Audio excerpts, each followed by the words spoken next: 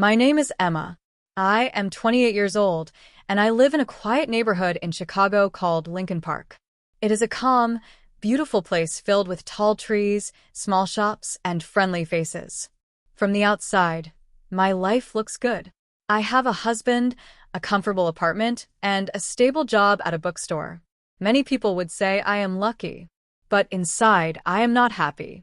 Every morning, I wake up with a heavy heart. 1 year ago, I made a decision that changed my life. I married a man named Leo. He is 32 years old, kind, gentle, and always smiling. Leo is a good man. The problem is not him. The problem is me. I do not love him. I did not marry Leo because I was in love. I married him because I was broken. Before Leo, there was Alex, my ex-boyfriend, who shattered my heart. I was angry, lonely, and desperate to move on. When Leo asked me to marry him, I said yes too quickly. I believed that marriage would heal me, that love would grow with time. But love never came. Leo does everything a loving husband should do. He brings me flowers on Fridays. He cooks dinner when I am tired. He leaves sweet notes in my lunch bag and calls me his sunshine. He kisses my forehead and treats me with endless patience. Many women would feel blessed to have a man like him. Yet I feel empty because I cannot love him back. One warm evening, we sat on the balcony under the stars. Leo looked at me and said, "Emma, I know you don't love me yet, but I believe you will. I'll wait. My love is strong enough for both of us." His words nearly broke me. He was full of hope, and I was full of guilt. Every day, I felt like I was living a lie. I smiled when I didn't want to. I said thank you when I felt nothing. I was living a life that didn't feel like mine. My mother once told me that love can grow with time, that marriage is built on kindness and patience, not just strong feelings. I tried to believe her.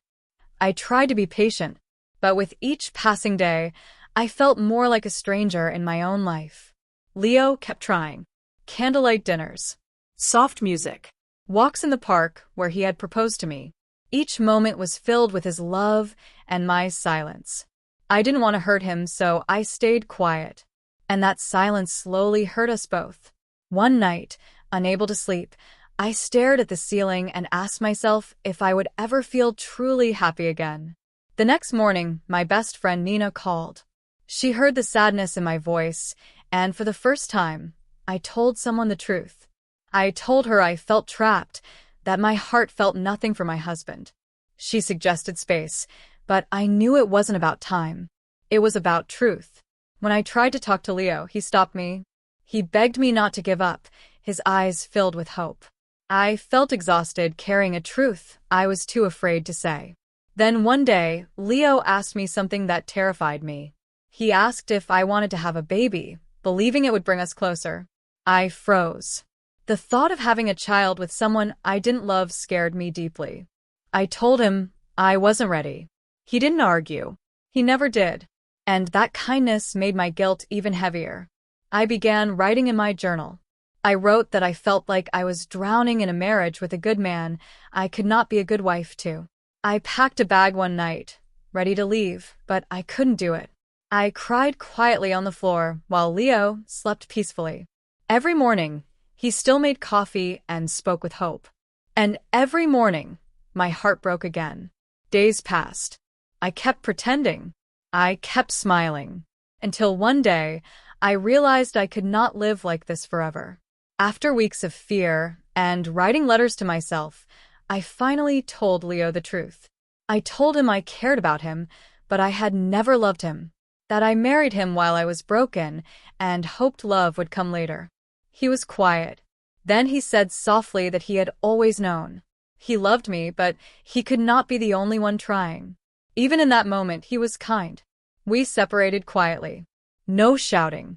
No anger. Just sadness. Eventually, I moved out and stayed with Nina. I cried, not just from guilt and fear, but also from relief. For the first time, I had chosen honesty.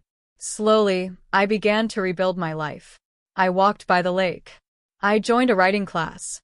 I learned to sit with my loneliness instead of running from it. I found a small apartment of my own and filled it with light and calm. I still think about Leo. I hope he finds someone who loves him the way he deserves. He gave love freely, and that is something rare. As seasons changed, so did I. I smiled again. I laughed again. I found myself again. This is not a perfect story. It is not filled with happy endings. But it is real.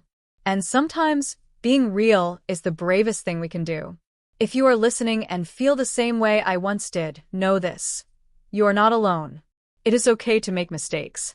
It is okay to start over. Be honest. Be brave. Your heart knows the truth. Thank you for listening to my story.